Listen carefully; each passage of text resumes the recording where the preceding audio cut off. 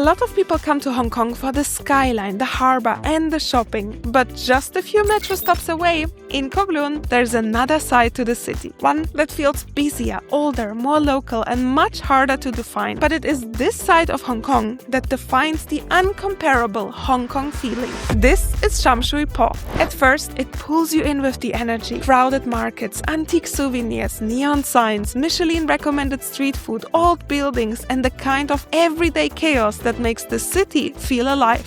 But the longer you walk around, the more you realize there's another story here too. One about deep history, housing and the difficult reality of living in one of the most expensive cities in the world. By the end of the day, I realized Sham Shui Po isn't just a place to visit. It's a place that changes how you see Hong Kong. Welcome to my series Hong Kong and Beyond, and this is episode 4, Sham Shui Po.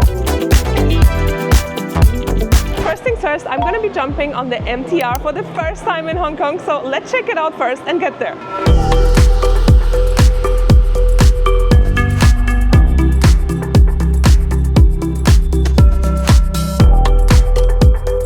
The MTR, I have my Octopus card, which is really convenient to use. You just tap into the trains, buses and any other type of transport, but you can also use Apple Pay, and I didn't know that, so this one actually had a deposit on it. However, you can get just with your regular bank card Apple Pay into the trains.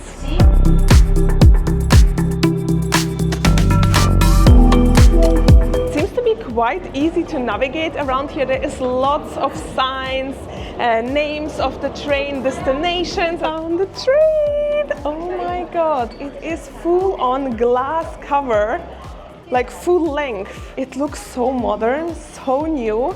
Everything looks super duper clean. Look at the length of this. I love the design of it. There is like a round shape. It very much reminds me the newer stations in London. There are also some lines on the floor, which symbol to me a queuing system, which I know Hong Kong is strong about. They like their queues, just like they like the queues in the United Kingdom. And on the floor itself, we have like arrows, so we know we let the other ones go out first, and then we enter. Common sense, but very much displayed in here. Oh my god! Whoa, it is massive!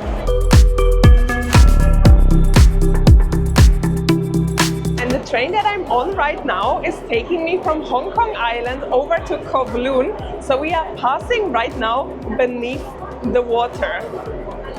Hong Kong's MTR is a big part of what makes the city so easy to explore. It's fast, clean, efficient and simple to use, even as a visitor. And in 2025, Hong Kong was ranked the world's best city for public transport. And after riding the MTR, it's easy to see why. And we have arrived! Woohoo! Oh, it's so big here! To exit, again, I am tapping out with my Octopus card.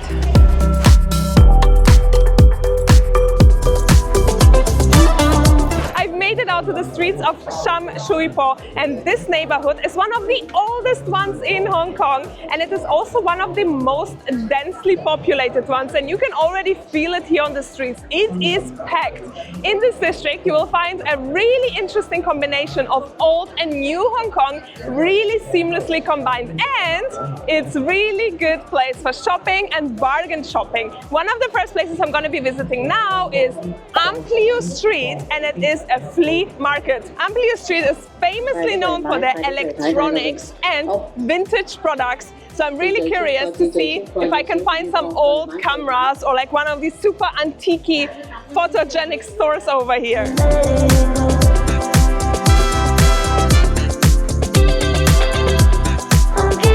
Before we move on deeper into that market, let's get a little snack, and there's one spot that has been on my Google Maps saved list forever, and it's called Hop Yik Thai, and it's supposed to be like little rice noodles covered in sesame sauce, and it is even on the Michelin guide, so definitely I want to try that now. Hello! Can we get 1.15 please? Wow, so she takes them fresh, look at that, and then she cuts it up. Some sesame sauce, 10? Oh, for 10? Okay, I got it for 10. Wow, look at that. Ah, this looks so nice. Wait, pictures first, guys. This smells already so sesame, so rich, and it feels like a snack, although people definitely get like a big portion and eat that. Now I'm gonna mix it. I'm not sure if I'm supposed to mix it or just go for it. There are also sesame seeds on top and really, really strong sesame flavor. Okay, first bite. Ah! Yum, this is delicious. It has such a gooey flavor and such a subtle flavor, and it's all about the sauces.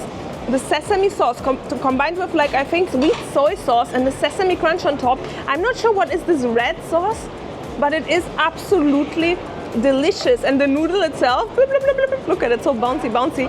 She has them in mass production over here. You see, everything is fresh, everything is like bam, bam, bam next. And it's on the Michelin guide for a reason. It's really good, guys. Come here, it's right next to the metro station, not too far, literally 1 minute walk. So good, so good. And I'm gonna dig into this bowl right now. And your dish, it comes into this bucket container here. So you place it there.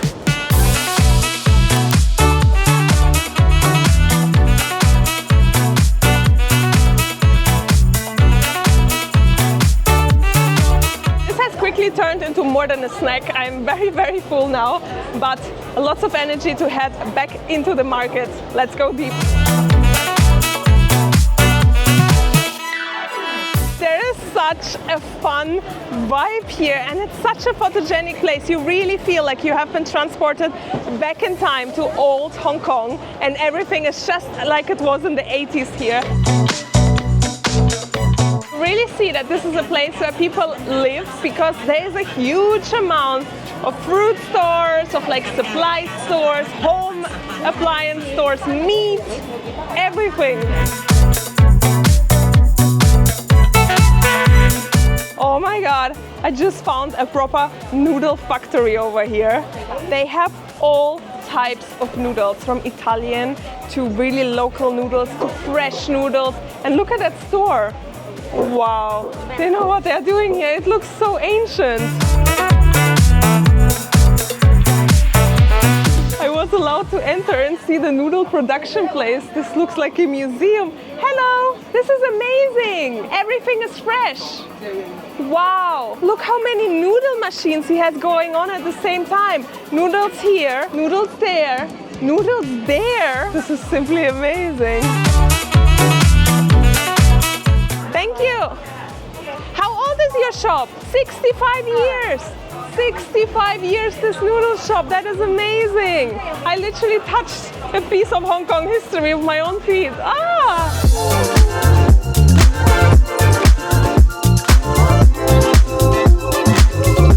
That is actually so cool. You can get a street sign done here, custom made for you with the colors and like whatever you want written down. I've never seen that craft before, and especially on just the market. I've seen so many different types of remotes here, from TV remotes to air conditioning remotes to literally anything. If you lose your remote, this is the place to come, and you might find just the one.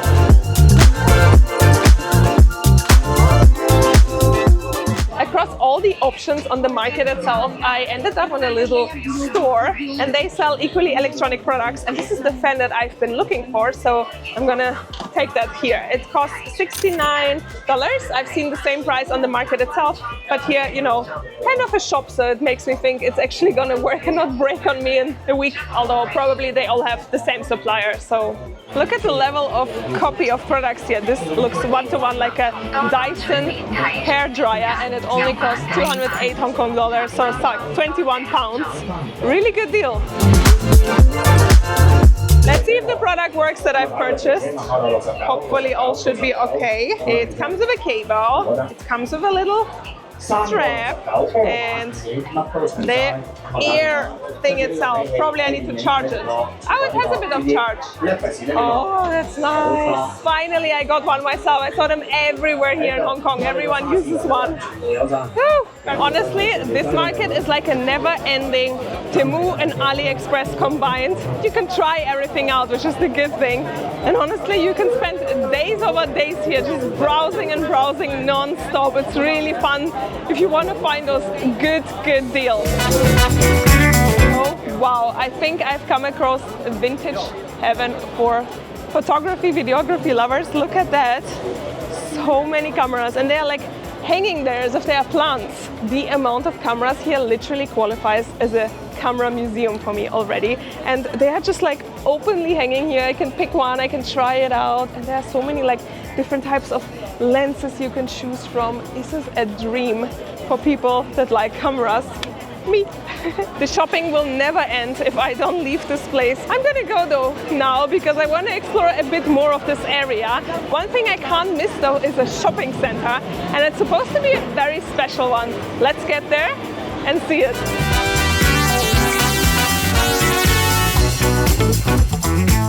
I'm clearly not the only one who goes to the Dragon Center Mall. It's busy, the mall. Wow, it is busy here. I was expecting a little bit calmer atmosphere. I was thinking everyone is shopping outside, but no, everyone is shopping here as well. Look at that, it goes this direction. There's another floor up this direction. There are so many stores, like a little bit of a street experience shopping section. You know, when they have like stalls outside of the main stores? That's pretty cool.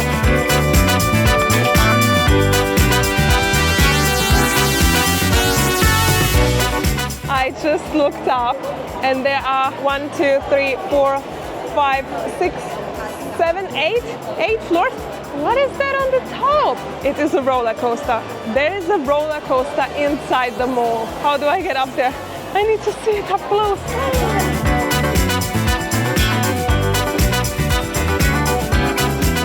I can't believe we are still in the mall. This looks like an arcade that I came to somewhere else. Oh my God.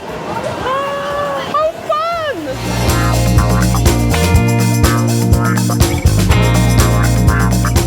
I found the roller coaster. Look at that. That is pure insanity. I don't know how else to describe it. I don't see it operating though, so I'm not sure whether it's not the right time now or whether it's not functioning. I mean, there's a lot of dust on it, I've just noticed. So probably it's not operational at the moment, but probably it was, because I do see the cars over there.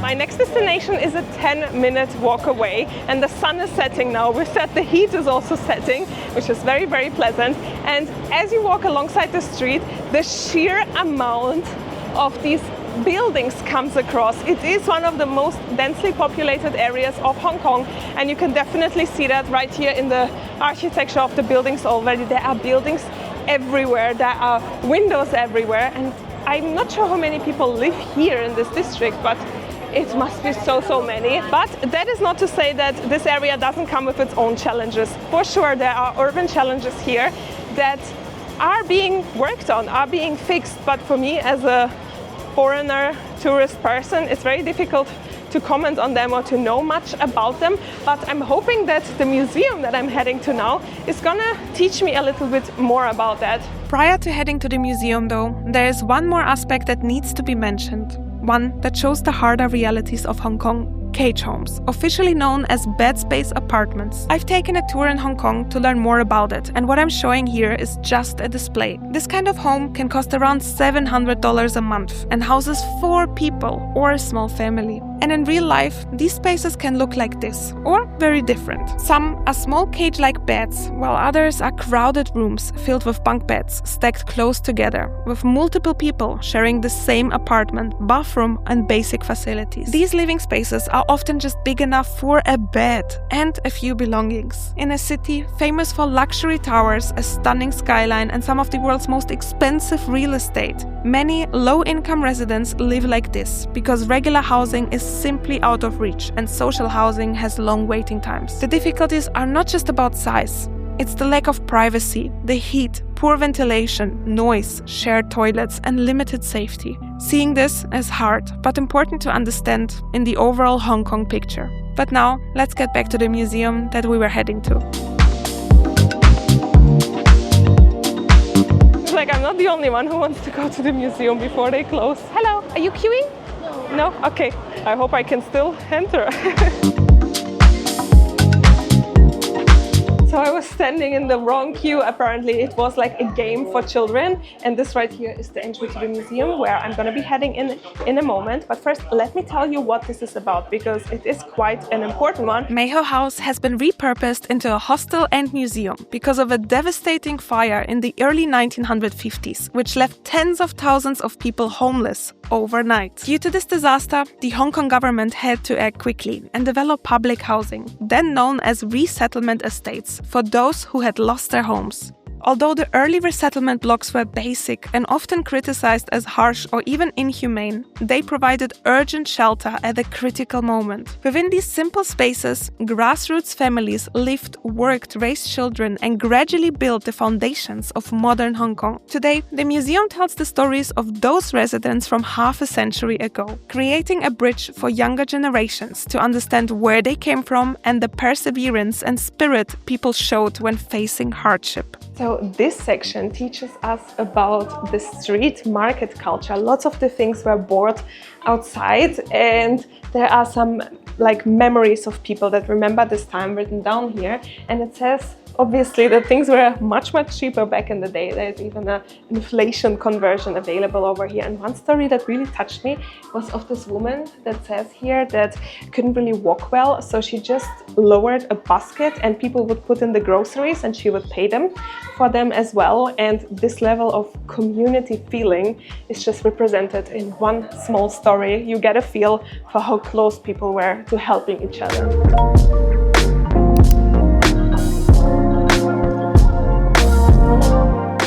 Right here, I'm learning about a water drought that has happened in 1963, and as a result of that, people only had access for 4 hours every 4 days to fresh water. So there were these long queues building up, and everyone brought as many buckets as they could to collect as much water as you can. But can you imagine how heavy that is? Look, they have actually put up some buckets here to try.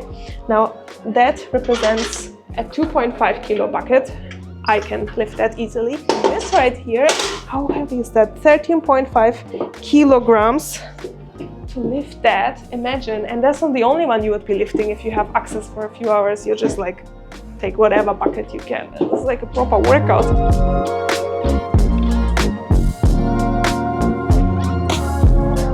You could literally see how people used to live, like everything being rebuilt in the exact way. There are even some animations here on the iPad and pictures of real people who used to live here. On the other side, it is similar. There's a really beautiful quote here from someone who used to live in this complex, and it almost brings me to tears, so I have to read it to you. It says, "Mei Ho House was where my siblings and I grew up. Over 50 years have passed in which I counted more laughters than tears. Every tile and brick contains numerous childhood stories. Every grass and tree recalls precious and beautiful memories of growing up." And that is very touching because it has lots of stories to it, this building. Of course, it has been shaped a lot by very poor living conditions, but at the same time, it has been a shelter for people that have been found themselves in a situation of being homeless after a fire. And the good thing is that people have developed memories that they cherish, friendships that they cherish, and a community feeling that everyone can only be jealous of.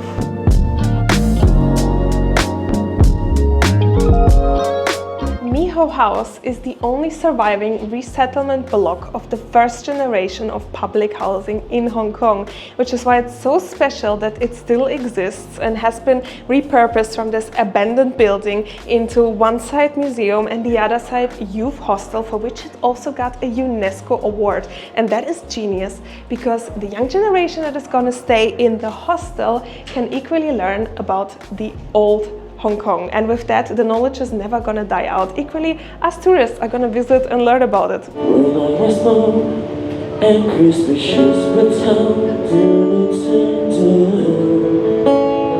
It definitely has a different feel to it looking on the building from outside. After having been inside, I can't believe it. Like, this is not a recreation. The museum is inside the building, and you definitely feel the difference of like feeling about this place when you exit. Real quick, whenever I'm traveling with my big luggage, I'm always conscious about how much space I have left. Because more space means I can actually pack more of the things I need, or, let's be honest, have more space for the souvenirs and the random things I buy along the way. And that's exactly why I have been using the airless vacuum kit.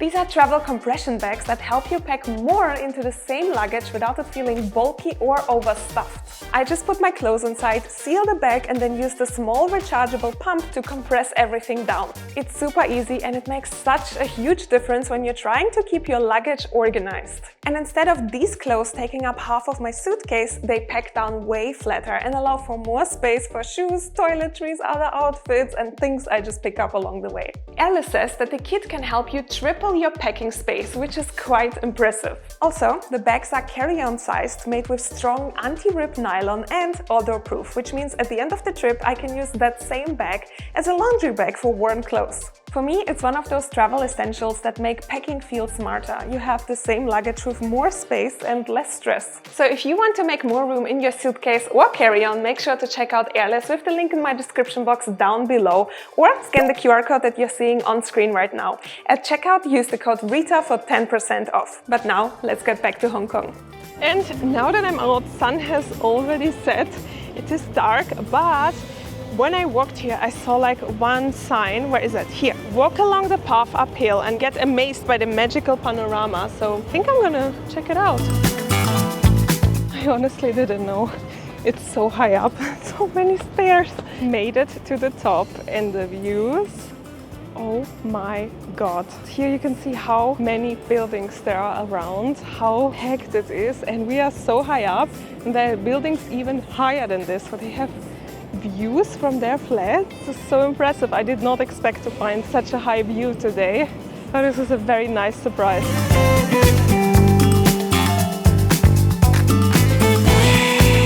And I'm so happy that you and me got to experience this area firsthand today. And we are not finished yet. And by the way, this area is called Garden Hill. If you want to walk up that little hike, I made it down. Down was of course way less painful than up.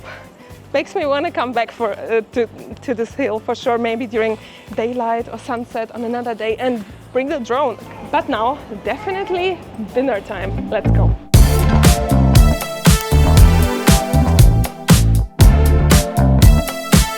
Before going for dinner though, I decided to walk around this area to see how people live here, away from the markets, away from all the hustle and bustle.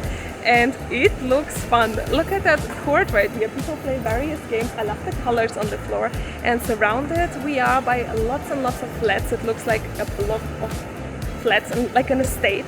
And I can definitely see lots of life happening in the windows. There's laundry, but it feels so calm. I can't describe it. I know that there are lots of people around me living here and outside, but still there's such a sense of calmness, such a sense of community feeling. I can see people sitting around here in this little park area, chatting, playing games. It just feels like such a lively, fun place, and totally different to the markets that I've visited earlier today. I'm so happy that I managed to see another side of this district away from the markets and the hustle and bustle. On my channel, you will always find aspects that you wouldn't find on any other mainstream tour guide as such.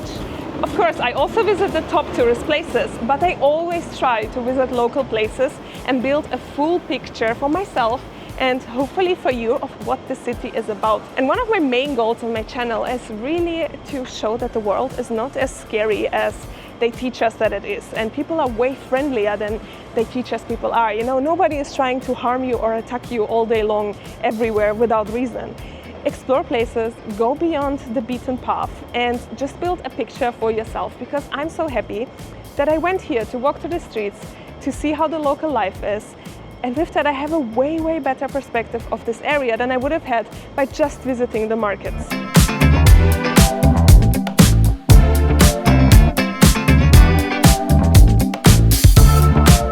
Wow, that is such a cool place to have dinner at. I have read about these types of restaurants here in Hong Kong. Basically, back in the day, people were having way more of these open restaurants that are literally on the street, but the government stopped giving licenses for those.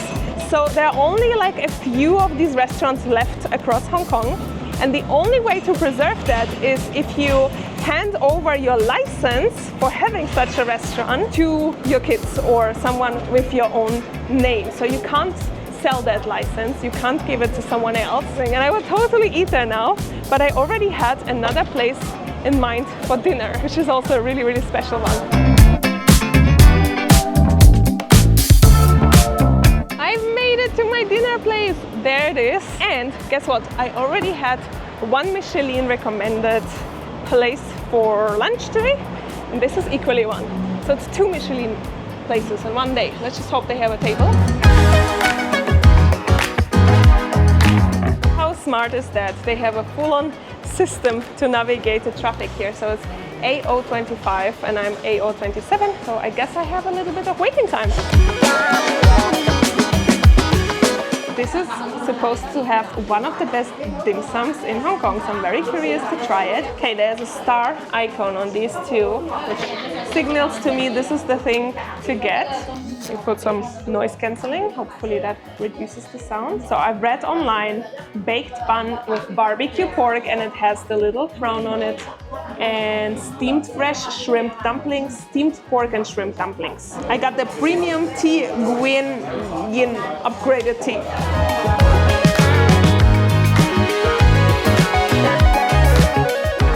My tea has arrived. Sorry, what is this for?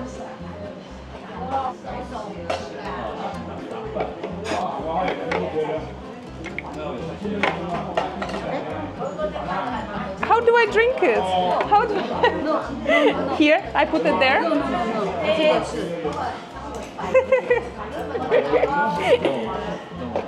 Ah, I wash my cutlery? Ah, okay. Thank you very much. You're welcome. Thank you. Is it soap? Yeah. Now I drink it? Yeah. Thank you. I guess you cleanse your plates in the tea before? That is so interesting. The lady just came and said one of the items is not available anymore, so I had to swap to the other like star items. That's okay. Oh, thank you. Thank you. My buns have arrived. Oh, they look so nice. I've also received my bill, and it is 77 Hong Kong dollars. And this restaurant, Tim Ho Wan, is known to be one of the most affordable Michelin-starred restaurants. Ooh, it looks so nice. Look at it. Whoa. Wow, this is amazing. It has a sweet crust on top. It's almost like the pineapple bun that I've tried already. You can see the flakiness almost on top, and it's filled with that sweet pork. Oh my god, it is simply delicious. And with that, my second dish has also arrived. Steamed fresh dumplings. They look definitely nice. Oh wow, they are packed with prawns. Full on prawny there. First bite. This one a little bit less special, I would say. I mean, it's really delicious, but it's basically the dumpling dough, super thin, and I think it has one big prawn inside. But very, very good, don't get me wrong. As I'm enjoying here the last sips of my tea, I've just noticed that I forgot one spot on my itinerary that I had planned for today. Unfortunately, it just slipped out of my mind, but I wanted to tell you about it so that you can potentially go there. It's called the Jockey Club Creative Arts Center, and it is this multi-floor building that has been converted from an old factory into this fun art center, and it looks amazing on pictures. It is located just next to the Heritage Museum and next to the hike that I took up, but unfortunately for me it's too late to go there today. It's closing up at 10 and it's now 9:15. But you know about it, so you can go there if you're around that area. I think it looks amazing on pictures.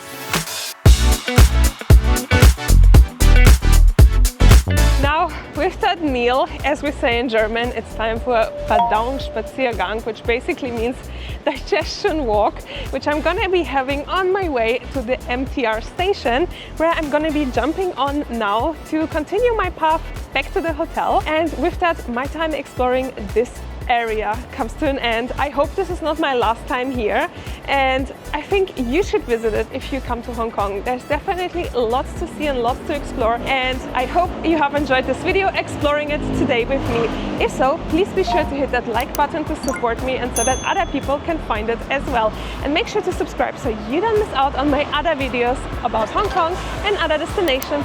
And I will see you in the next one. Bye!